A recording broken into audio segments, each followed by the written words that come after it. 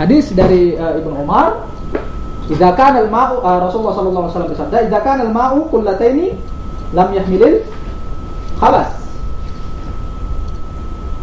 Wa fi lafdhin lam yanjus. Kalau air itu sudah sampai 2 kullah, maka dia tidak akan mengandung khabas atau najis, dan dalam satu riwayat dia tidak lagi akan bernajis. Sababul wurud hadis ini adalah ketika seorang sahabat menanyakan kepada seorang pemilik sumur, apakah malam ini ada hewan-hewan binatang buas yang minum di kolam Anda itu? Kata Rasulullah, nggak usah dijawab, karena kalau air sudah sampai 2 kullah maka dia tidak akan bernajis. Jadi silakan kita pakai, tidak usah pedulikan apakah ada hewan yang minum di situ atau tidak. Kalau dia sudah lebih dari 2 kullah maka dia tidak bernajis, maka silakan kita pakai. Itu mafhum. Nah, dari mana kita kalau kurang dari 2 kullah gimana? Itu yang dinamakan mafhum mukhalafah. Kemarin kita udah belajar belum usul fikih mafhum mukhalafah? Belum ya? Belum, mafhum mukhalafah belum. Cuma kita belajar murajjihat atau ta'arud. Dalam ta'arud, nanti kita ketemu. Jadi hadis ini akan dibenturkan dengan hadis Abu Sa'id Al-Khudri radhiyallahu anhu yang sahih, yang Rasulullah mengatakan innal ma'a tahurun la yunajjisuhu syai'. Itu hadis dari Abu Sa'id Al-Khudri radhiyallahu anhu. Siapa Abu Sa'id Al-Khudri itu nama aslinya? Malik bin Sinan. Bukan, Malik bin Sinan itu bapaknya. Sa'ad bin Malik bin Sinan. Dan dia termasuk salah satu sahabat baru ikut perang ketika perang Ahzab. Nah, hadis itu kan umum. Air itu suci. Silakan. Air itu suci dan tidak bisa dinajiskan oleh apapun. Itu hadis Abu Sa'id Al-Khudri radhiyallahu anhu. Hadis Abu Sa'id ini dipersoalkan pula karena melalui jalur Ubaidullah bin Abdullah bin Rafi' bin Khudayj dari Abu Sa'id Al-Khudri radhiyallahu anhu. Dan dia dianggap mastur kalau kata Al-Hafidz Ibnu Hajar dalam Taqrib at-Tahdhib. Tetapi para imam mensahihkan hadis ini. Imam Ahmad mensahihkannya, Yahya bin Ma'in, Yahya Al-Qattan mensahihkan hadis ini, Abu Ubaid mensahihkan hadis ini. Jadi tidak dan juga At-Tirmizi tentunya.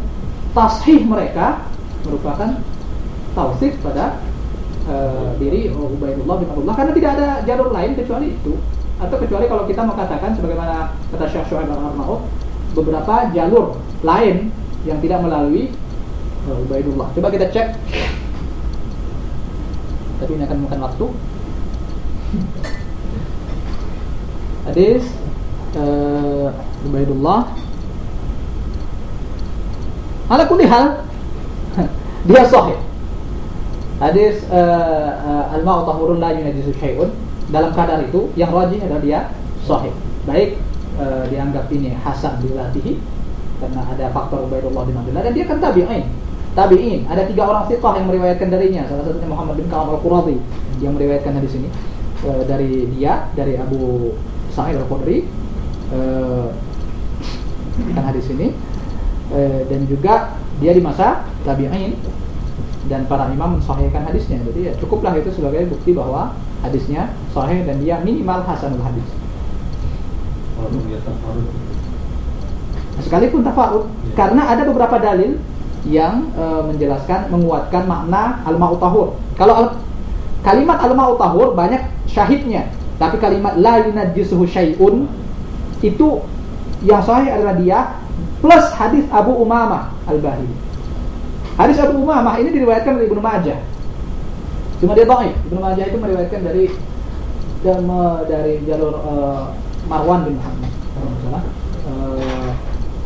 Akhbarana Rishdin bin Sa'ad qala akhbarana Muawiyah bin Salih an Rashid an Sa'ad bin Rashid an Abi Umamah qala Rasulullah sallallahu alaihi wasallam al-ma'u tahurun la yunajjisuhu syai'un illa in taghayyara ta'muhu wa launuhu wa rihuhu. Air itu suci, tidak bisa dinajiskan oleh apapun kecuali kalau berubah warna atau rasa atau bau. Dalam riwayat Al-Baihaqi ada tambahan li najasatin tahdusu fi, karena adanya najis yang masuk ke dalam air itu sehingga mengubah warna, bau atau rasa, maka dia tidak lagi tahur. Itu maksudnya. Tetapi Rashiddin bin Sa'ad dan semuanya melalui jalur Rashiddin bin Sa'ad dhaif, sebagaimana kata Imam Ahmad, bahkan kata yang lain matruk. Tetapi Imam Ahmad dalam satu riwayat mengatakan kalau untuk fadailul amal atau raqaiq dia terpakai. Ya bisa jadi itu standarnya Imam Ahmad. Jadi kalau karena Rashiddin bin Sa'ad adalah orang yang saleh, cuma kemudian dalam masalah hadis hafalannya tidak terlalu kuat untuk dijadikan pegangan. Nah, jadi para ulama tidak ada yang memakai hadis itu karena An-Nawawi sendiri misalnya dalam Al-Majmu' kalau tidak salah mengatakan ittafaqal ulama ala dhafi. Para ulama telah sepakat akan kedhaifan hadis itu dan dia tidak terpakai. Hadis itu tidak terpakai. Lalu apa yang dipakai? Ijma'. Apa landasan ijma'? Bisa jadi dalil istinasi. Dalam hal ini fitrah. Bahwa kalau sesuatu itu sudah bau karena najis, nggak mungkin fitrah manusia mau memakainya. Allahu a'lam. Yang jelas itu ijma'. Bukan berlandaskan pada hadis yang dhaif ini ya. Jadi kalau ada yang mengatakan tuh ada hadis dhaif dipakai untuk, bukan, enggak. Para ulama tidak memakai hadis itu untuk pembatasan kenajisan air dalam hal warna, rasa atau bau. Bukan itu yang dipakai ulama. Tapi ada ijma' yang telah dinukil oleh hampir semua ulama. Jadi landasannya ijma'. Nah, landasan ijma' itu sendiri apa? Karena ijma' kan harus ada landasan juga. Dalil istinasi mungkin, fitrah. Sementara hadis itu sendiri tidak terpakai. Jadi ini tidak bisa dijadikan dalil bagi orang yang mengatakan hadis dhaif itu dipakai dalam ahkam atau hukum. Ini hukum loh ya. Ini bukan fadailul amal. Ini hukum. Lalu bagaimana dalam hadis Ibnu Umar? Dan hadis Ibnu Umar ini dinyatakan sahih. Ada yang mengatakan ittirab, tetapi yang benar dia sahih sebagaimana yang dijelaskan oleh para ulama termasuk Al-Hafiz Ibnu Hajar Al-Asqalani dalam Fathul Habir dan Syekh Al-Albani dalam Irwaul Ghalil tentang hadis dua qullah ini. Oke, hadis dua qullah dianggap sahih. Hadis Abu Sa'id Al-Khudri, "Innal ma'a tahurun la yunajjisu syai'un" juga sahih. Bagaimana cara mengkompromikannya? Ada yang mengatakan didahulukan hadis Abu Sa'id karena dia mantuk. Wal mantuk aqwa minal mafhum. Dalam hal ini mafhum mukhalafah. Apabila air itu dua qullah, maka dia tidak akan mengandung najis. Mantuknya begitu. Mafhum mukhalafahnya, kalau dia kurang dari dua qullah berarti mengandung najis. Mafhum mukhalafah itu. Bukan muwafaqah, mafhum mukhalafah. Lalu hadis Abu Sa'id Al-Khudri, air itu tetap suci, enggak bisa dinajiskan oleh apapun. Nah, berlawanan enggak mantuk? Ini sebenarnya mantuk amnya. Baca kan kemarin kita udah bahas kan Syekh Al-Utsaimin rahimahullah dalam kitab Ta'arud, pembahasan Ta'arud. Masih ingat enggak?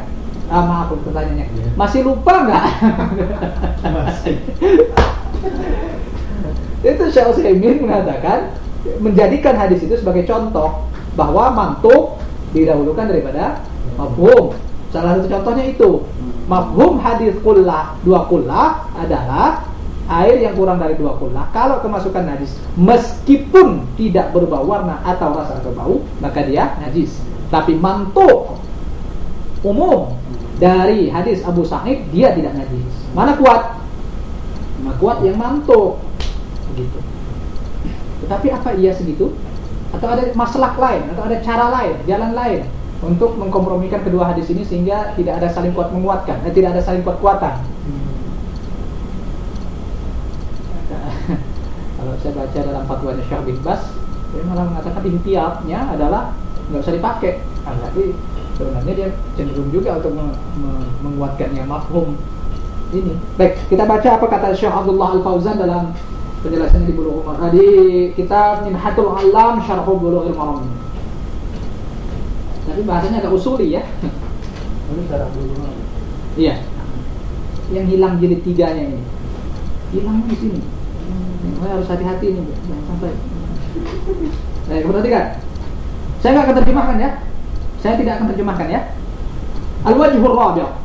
Al-haditsu bimantuqihi dalilun ala anna al-ma'al katsira wa huwa ma balagha qullatayn fa akthar. Idza waqa'at fihi najasatun fa innahu la yanjus. Dia tidak bernajis. Sawa'an ataghayyara am lam yataghayyar. Baik, paham tuh? Wa hadzal mantuq bi hadzal umum la yasih.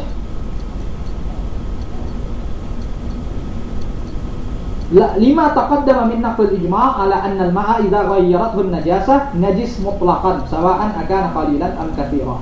Jadi hadis Abu Sa'id itu kan umum, la yunajjizuhu syai'. Lalu mana taksisnya? Apa mukhassisnya? Kita ada belajar taksis. Apa mukhassisnya? Mukhassisnya adalah ijma'. Ya kan dia bilang air itu suci, tidak bisa dinajiskan oleh apapun. Apapun itu sifatul umum. Lalu mana taksisnya? Taksisnya adalah ijma' bahwa kalau udah berubah warna atau rasa atau bau maka dia najis. Saja. Selesai di situ.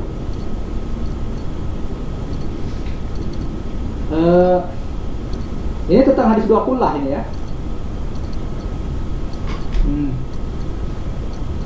Wadallal haditsu bimafhumihi ala anna hadis dua kullah ini. Wadallal haditsu ay hadisul qullatain ala bimafhumihi ala anna al-qalila wa huwa ma dunal qullatain, yang kurang dari dua kullah.